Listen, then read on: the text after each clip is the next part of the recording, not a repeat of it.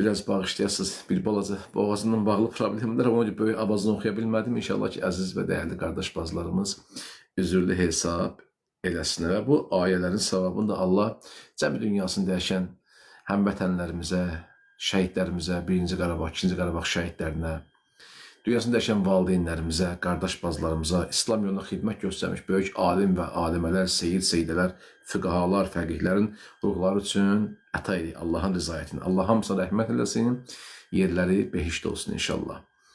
Bismillahirrahmanirrahim. Elhamdülillahi Rabbil alemin.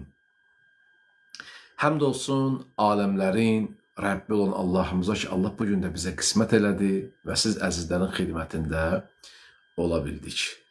Mən istəyirəm bugün qısa danışam, az danışam ki, çünki istəyirəm Qədər gecələrindən bağlı sizə bəzi məlumatlar verəm ki, sabaha hazırlıq olsun, sabaha tədbiri olasınız inşallah və Allahdan dua eləyək. Bax, bu gecə çoxlu dua eləyək ki, sabaha sağ-salamat çıxaq, sabah gecənin feyzindən kənar qalmayaq. Sabah çox bərəkətli gecə, çox gözəl, möhtəşəm bir gecədir ki, Allah o gecənin biz savabından, fəzilətindən bizi ayrı salmasın inşallah. Və nəinki bizi, xalqımızı, millətimizi, dövlətimizi, bütün dünya müsəlmanlarını, bax, sabahki bərəkətli gecədən ayrı salmasın inşallah. Gəlin bu Peyğəmbər və Ali Peyğəmbərə bu niyyətimizə salavat zikr eləyək. Allahümmə salli alə Muhammed və Ali Muhammed və accil hərəcəhum.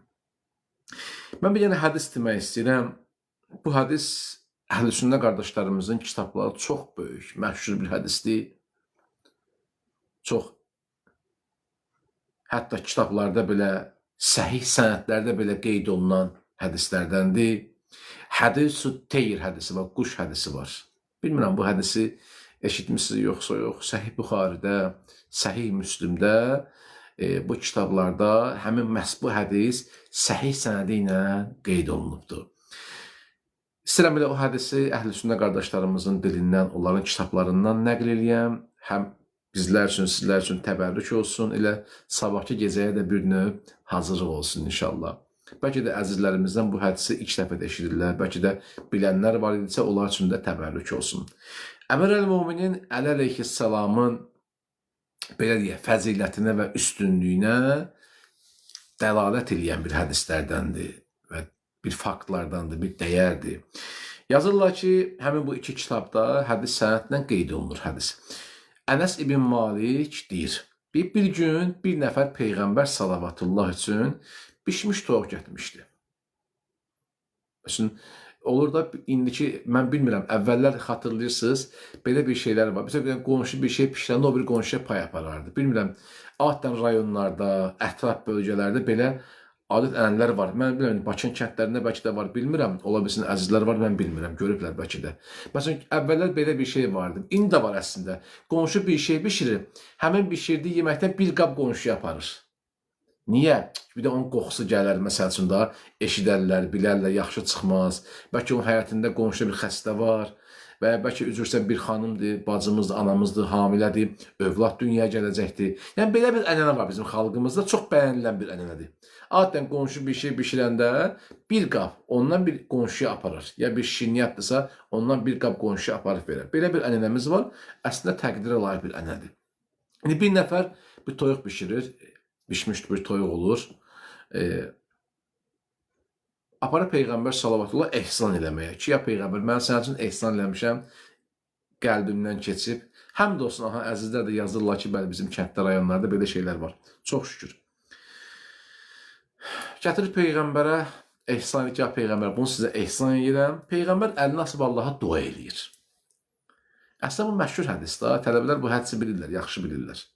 Ki, dua edir ki, ilahi, istəyirəm, yəni bu təamı, bu ehsanı sənin ən sevimli bəndənlə yiyəm. Bilirsiniz də, bizim hədis və rəvayətlərdə var ki, insan xörəyə çalışın tək yeməsin, məkruhdur. Çalışın bir çörək yiyəndə, çay içəndə, hətta adi bir sudur, təklif edin kiməsə. Yəni, çalışın kiminsə yanında, belə deyək, tək çörək yeməyəsiniz, ümumiyyətlə, tək səfərə çıxmayasınız. Yəni, bu proseslər əslində bəyənilməyən məsələlərdəndir. Peyğəmbərimiz də Allaha dua edir ki, ilahi, mənə qismət elə, ən sevimli bəndəyi bura göndər, mənlə bu yeməyi yesin, mən tək yeməyim. Elə bu vaxt Əleyhisselam gəlir, icazə qapını döyür, icazə almaq istəyir. E, Dedilər ki, bəs Ənəs ibn Malik qaç, bəs belə-belə Peyğəmbər indi başı qarışıqdır. Peyğəmbər indi başı qarışıqdır. Deyir, mən istəyirdim ki, öz qəlbimdən olan bir nəfər içəri gəlsin və Peyğəmbərin süfrəsində əyləşsin. Peyğəmbər deyir, bu duanı bir də təkrar edir. Yenə Əleyhisselam qapıya gəlir, içəri daxil olmaq üçün icazə istəyir. Deyir, mən yenə dedim ki, Peyğəmbərin başı qarışıqdır. Peyğəmbər adam qəbul edə bilmir. Deyir, təzədən Peyğəmbər 3-cü dəfə bu duanı eləyəndə yenə Əli əleyhissalam qapıya gəlir. İndi bu hədis Əhl-i-Sünnə qardaşlarımızın kitabı nəql olunur ha. Ki, bu zaman Əli əleyhissalam uca səslə deyir ki, Peyğəmbərə hansı iş mane olur ki, Əlini qəbul etmir, məni qəbul etmir daha doğrusu. Peyğəmbər salavatullah Əlinin səsini eşitdi, dedi, ey Ənəs, kimdir qapıda? Ənəs dedi, mən dedim, Əli ibn Əbi Talibdir. Peyğəmbər salavatullah buyurdu, icazə ver, daxil olsun. Əleyhisselam içəri daxil olandan sonra Peyğəmbər salavatullah buyurdu, ya Əli, mən 3 dəfə Allaha dua edib istədim ki, ən sevimli bəndəvə bura göndər, mən onunla bu xörəyi, bu ehsanı təam eləyim. Sən gəlməsəydin, adımı çəkərək Allahdan istəyəcəkdim ki, ilahi Əlini mənim yanıma göndər. Dedi, ya Peyğəmbər, mən 3 dəfə gəldim qapıya, Ənəs məni qapıda qəbul eləmədi. Peyğəmbər soruşdu, Ənəs, sən nə üçün belələdin? Dedi, ey Allahın Rəsulü, mən çox istəyirdim ki, mənim qəbiləmdən, tayfamdan, nəslimdən bir nəfər gəlsin, sizdən oturub bu şərafəti nəsib olsun. Amma Allah Əlini qismət elədi. Bu hədis Əl-Müstədrək, Əl-Səhih Buxar və Müslimdə 3-cü cild 141-ci səhifədə səhih sənədlə qeyd olunubdur. Əzizlər, bu hədisdən biz hansı nəticəni çıxarda bilərik? Əhl-i-Sünnə qardaşlarımızdan paylaşılan və İslam tarixində hədis-ü teyr kimi tanınan, quş hədisi kimi tanınan bu hədis məşhur və mütəvatir rəvayətlərdən biridir. Sıradan bir şey deyil. Bilirsən mütəvatir nəyə deyərlər ki, onun sənədi var, şək şübhəsi olmaz. Əhl-i-Beyt məktəbində, Əhl-i-Beyt əqidəsində və kəlam elmi baxımından bu hadisədən çoxlu nəticələr, həm məntiqi, həm də ilahi nöqtəyə baxımından çox dərin mənası var bunun. Biri budur ki, Allah bu da hədisdə mütləq üstünlük, əfsəliyyət var bu da. Ki, Əmir əl-Müminin əleyhissalamın üstünlüyü bu da qeyd olunur. Ki, Allah qatında Peyğəmbərdən sonra yaradılmışların ən sevimlisidir. Ki, elə Əliyyən Vəliyullahın da mənası budur ki, Allahın vəlisi, Allahın istəklisi, sevimlisi. Ki, Peyğəmbər dua ilahi, sənin qatında ən sevimli bəndən kimdir, onunla bu çörəyi yemək istəyirəm. Əhəbbə xalqikə, ki, bunu göndər. Ki, Allah da bu duaya cavab olaraq Əmir əl-Müminin əleyhissalamı göndərdi. Baxın, bu dua, bu hədis Əhl-i-Sünnə qardaşlarımızın səhih sənədlərlə, mütəvatir sənədlərlə gətirdiyi hədislərdən biridir. Ki, Allahın ən çox sevdiyi şəxs idi ki, Allah Əli əleyhissalam buna göndərdi. Bu Əli əleyhissalam mütləq üstünlüyünə bir dənə işarədir. İkinci, imamət və xilafət üçün ən ləyaqətli insan idi. Əhl-i-Beyt məktəbinə görə, Şiə təfəkkürünə görə ümmətə rəhbərlik edəcək şəxs Allah yanında ən üstün şəxs olmalıdır. İmamı Allah təyin eləyər, bəndə təyin eləməz. Ona görə Allah Əmir əl-Müminin əleyhissalamı orada göndərdi və ən çox sevdiyi bəndə varsa, ondan başqasını rəhbərliyə seçə bilməz. Əgər bir nəfər ki, bir şey ki, Allah istəyir, Allah bəyənir, Allah çox istəyir, onun rəhbərliyi qəbul etməmək məntiqsizlik olar. Ona görə də bu hədis Həzrəti Əlinin Peyğəmbərdən sonra xilafətə ən layiq şəxs olduğunu bir mənəvi ilahi sənədi kimi, dokumenti kimi təqdim etmək olar. Üçüncü, duaların müstəcab olması və ilahi seçim. Ki, Peyğəmbərin duası boşuna deyildi. Bilirsiniz, Peyğəmbər boş-boşuna deməz. Quranda ayə var da, eşitmişsiniz Nəcm surəsində. Yəni, bu kişi hər nə deyir? Allahın sözünü deyir. Öz nəfsindən bir söz deməz. Adətən bir dənə baxarsan ki, əzizlər bir dənə sual verirlər ki, harada yazılıb, necə yazılıb. Ona görə istəyirəm dəlillə oxuyam ki, həmin ayəndə sonra əzizlərimiz şək şübhə ilə yanaşmasın. Bəzən bizə yazırlar ki, o hədis harada yazılıbdır, necədir? Hədis, əzizlər, deməli, Nəcm surəsinin, səhv eləmirəmsə, ayəni mən bir dənə tapa bilsəm, yaxşı olar. Ayənin təxminən mənası budur ki, yəni, Peyğəmbər hər nə söz deyir, öz sözünü demir. Yəni, Allahın sözünü deyir. Yəni, öz həvai nəfsindən bir söz deməz. Yəni, bizim sözümüzü deyir. Heç vaxt özündən bir söz deməz. Bəli, Nəcm surəsindədir inşallah ki, əzizlərimiz də ayənin təfsirini oxuyub agah ola bilərlər. Yəni, bu, hər nə deyirsə bizim sözümüzü deyir. Öz həvai nəfsindən bir söz deməz. Yəni, Peyğəmbərin buradakı bu sözü deməyi də boşuna deyildi, ha. Peyğəmbərin bu sözü boşuna deyildi. Ki, 3 dəfə Əleyhisselamın qapıya gəlməsi və bu dua vasitəsilə Peyğəmbər ümmətə ən yaxşı bəndəni çağırmaq istədi. Peyğəmbərə ehsan gəlmişdisə, məsəl üçün, elə oturardı bir yaxın ətrafda, elə Ənəslə oturub yiyərdi da, məsəl üçün, Ənəsi ora çağırardı və ya elə ev əhlindən kimsə ora çağırardı, məsələn, yaxınlardan kim. Amma dedi, ilahi, bu süfrəyə ən sevimli bəndəmi göndər, onunla mən bunu təyyam edeyim.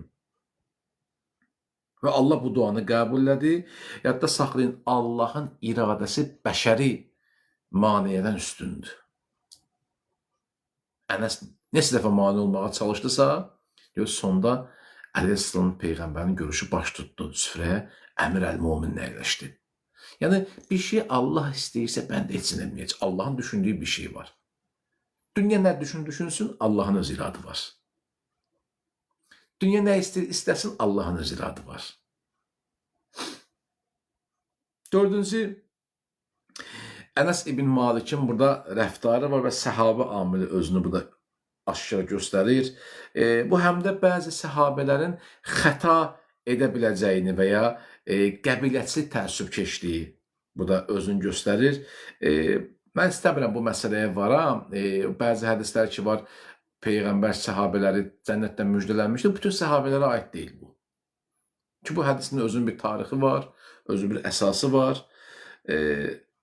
Bizim yəni əqidəmizdə, Əhl-i Beyt məktəbində, Şiə əqidəsində bütün səhabələr məsumdur, ideyası qəbul edilmir. Yəni, bunun bütün səhabələrə biz deyə bilmərik Muaviyyə məsəl üçün məsumdur, Yezd məsum idi, əstəğfurullah. Biz bunu deyə bilmərik. Çünki törətdiyi qətliyamlar. Təsəvvürlər ki, biz Xocalı qatillərində məsum deyə bilmərik. 20 yanvarda o cinayətləri törədəndə biz məsum deyə bilmərik. Biz Kərbalaya niyə bu qədər yanırıq? Çünki biz Xocalı soyqırımı görmüş bir xalqıq. Biz tarix boyu soyqırımlar görmüş, soyqırımlarla rastlaşmış bir xalqıq, Azərbaycan xalqı. Bizim 20 yanvarımız, Xocalı soyqırımımız, 31 mart soyqırımı bu yaxında gələcək inşallah ki, qeyd eləyəcək. Ki, Allah xalqımızı, millətimizi bax, bu cür yad ellərdən qorusun. Xalqımıza, millətimizə, dövlətimizə Allah sülh və əmin-amanlıq nəsib eləsin inşallah. İslamın, Azərbaycanın bayrağı daim uca zirvələrdə dalğalansın. Yəni, biz cinayət törədən adamlara məsum deyə bilmərik. Adam öldürənlərə, terror eləyən insanlara biz məsum deyə bilmərik. Bunlar qınalmalıdır, bu insani dəyərlər, xalqın milli mənəvi dəyərləri, xalqın sülh və əmin-amanlıq içində olması üçün çalışmaq lazım təbii ki. Allah Teala bax, gələcəyimizi, aqibətimizi bax, bu cür mənfur niyyətli insanlardan uzaq eləsin. Ki, bir daha bu xalqa, bu dövlətə, bu millətə müharibə göstərməsin və xalqımız üçün sülh və əmin-amanlıq olsun, ailələrimiz səlamət olsun. Xəstələrimiz şəfa tapsın, övladı olmayanlara övlad nəsib olsun. Dünyasını dəyişən valideynlərimizə Allah qəriq rəhmət eləsin. Arda Allah yerdə qalanlarına can sağlığı, bərəkətli ömür nəsib eləsin inşallah. Muhammed və Ali Muhammed salavatla yad edək. Allahümmə salli alə Muhammed və Ali Muhammed və acci ərəcəm. Bizdən bugün bu qədər, dərs bu qədər inşallah. Elə istəyirəm ki, hədis-ü teyr hədisini sizə danışam, oradan çıxan qısa analizi sizlərə təqdim edirəm ki, sabahçı mədrəsə bir növ hazırlıq olsun. Allah hər birimizdən razı qalsın, Allah sizləri əzz eləsin. Sabahçı Əhya gecəsindən bağlı düşündüm ki, bu dərs bir növ bir başlanğıc olar, bir giriş və müqəddim olar. Öz səlamətçiliyinizə, ölənlərinizin ruhunun şad olmasına, bu ayda, bu mübarək gecələrdə dualarımızın, ibadətlərimizin qəbuluna salavatdan yad edək. Allahümmə salli alə Muhammed və ali Muhammed və accil fərəcəhum.